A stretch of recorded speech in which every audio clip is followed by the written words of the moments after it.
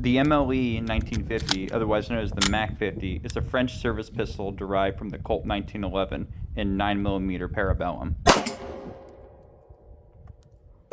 Where this pistol deviates from the 1911 is easier takedown, the inclusion of a magazine disconnect, the removal of the existing safeties, and the addition of a slide-mounted safety. This pistol handles incredibly well, with very minimal recoil.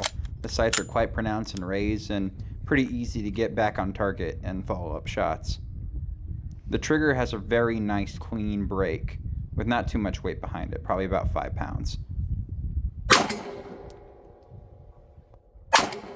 However, its hefty weight and 9-round capacity has made this pistol almost entirely replaced in frontline service, in favor of France's domestic copy of the Beretta 92. While antiquated, it's still a very well-made handgun.